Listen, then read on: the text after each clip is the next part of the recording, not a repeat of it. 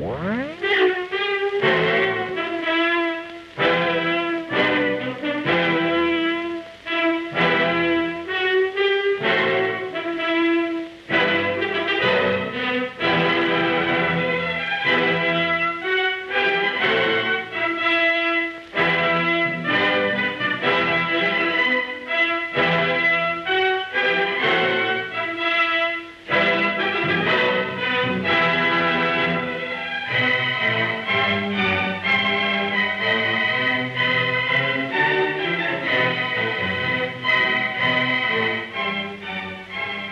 few basic principles must be observed in taking the Census of Agriculture.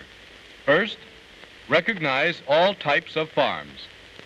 In addition to the general types of farms with which you are familiar, the census recognizes many specialized kinds. Most farms will have the usual characteristics, but the highly specialized ones are frequently not thought of as farms. These, too, are farms for census purposes, provided they are at least 3 acres. But even if less than 3 acres, they can still be called farms if their produce brought $250 or more in 1939. There are many of these unusual farms, and a schedule must be prepared for every one of them. The second point is easy to remember. One schedule for each farm as defined by the census. Now, what is included in a farm? The schedule says in substance that a farm may include a single tract of land or a number of separate tracts operated as a unit and used for agricultural purposes. An example will illustrate the point. Here is a place owned and farmed by one Bill Jones. In addition, he rents the old Scudder place and farms it too. It's about a mile up the road. Jones says he operates 2 farms, but the census enumerator will report both places on one schedule, calling it all one farm. I own all my farm here, 120 acres. Do you farm any more land? Yes, I rent the old Scudder place of 80 acres up the road, and I farm that too. I guess I've got 2 farms. For the census, we'll say that both places make up one farm. All the land that you operate is your farm, whether you own it or rent it from someone, and whether all is in one tract or in separate tracts. Here is the schedule for that farm. Acres owned, 120. That's Bill Jones's home place. Acres rented, 80. That's the old Scudder place. Total acres in farm, 200. It's all one farm, so it's all on one schedule. Crop failure means complete failure only. Crops with very low yields are not considered complete failures and are still considered harvested, as are crops used for some other purpose when the stand is poor. For instance, in this drought, my oats and corn both failed. I only got 80 bushels of oats from 10 acres, and the 15 acres of corn was so poor that I let my cows have it for pasture. Neither crop was really a failure then, and we will show the oats as harvested and explain the low yield with the note drought. The corn is not a failure either, and it should go here, corn grazed off. Then what is crop failure? Here are a few examples. Complete crop failure can result from many things: drought, flood, insects,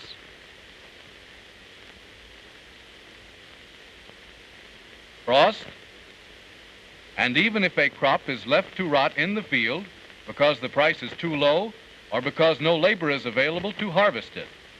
A crop that failed should be reported in this way. Say 40 acres of winter wheat were blown out of the ground in the spring. Here, under supplemental information, in the spaces provided for reporting crop failure, we write in the first column, winter wheat, and in the third column, under acres, we write 40. If the land was successfully replanted to spring wheat, we would report the acres and production in the crop section on the reverse side of the schedule, and also note under supplemental information on the same line as that on which we wrote winter wheat, we would write spring wheat in the second column and 40 in the fourth column.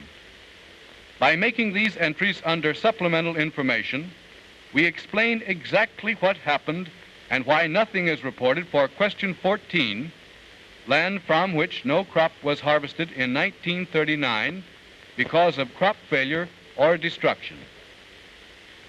Remember, crop failure is complete failure, and if the field is successfully replanted after a failure, the acreage is reported as replanted, and the second crop is not a failure.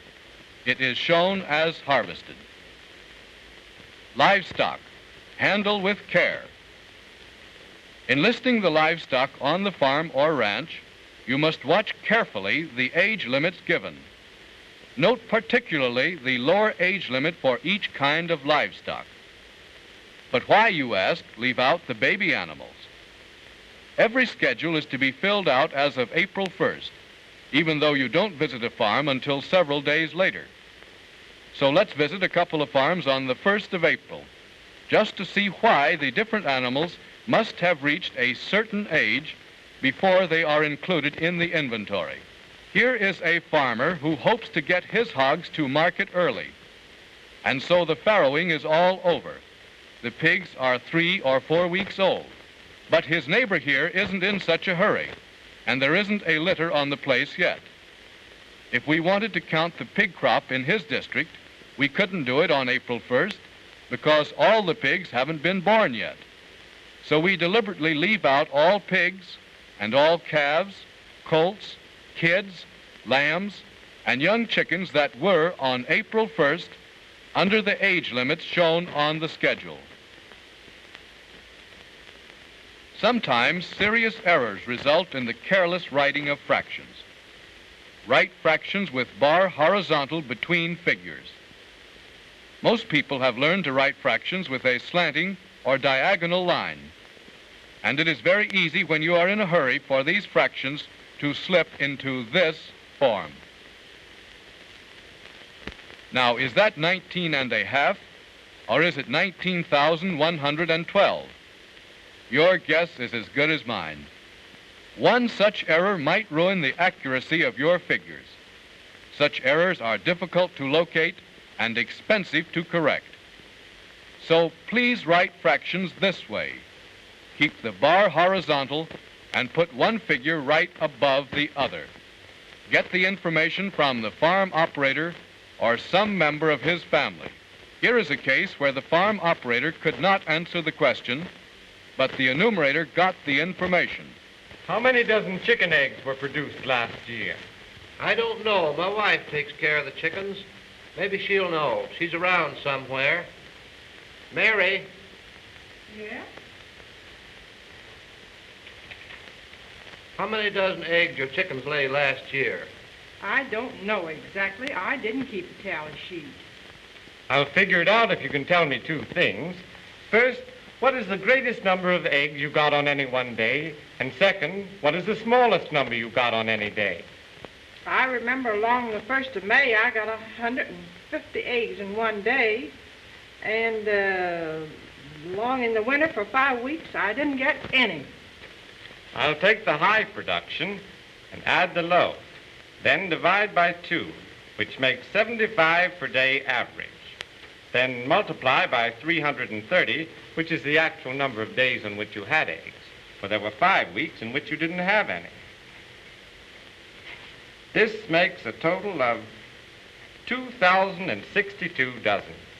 This will come very close to your year's production. Say, that's pretty neat. Why, that way you could come very close to the total amount of milk for the year, couldn't you? Yes, and we have some conversion factors, too, for use in case of necessity. For example, in determining how many gallons of milk are required to make the amount of butter churned or butter fat sold from the farm. Here also is a conversion table for fertilizer. Why, this little handbook is a lifesaver when you run up against a real one. Principal points have been brought out in this instruction. Going over them again, we have Recognize all types of farms. Make up one schedule for one farm. Crop failure means complete failure. Report livestock of ages specified in the questions on the schedule. Use horizontal bar in fractions. Get the information from the farmer or some person familiar with the farm. And know and use your instruction manual.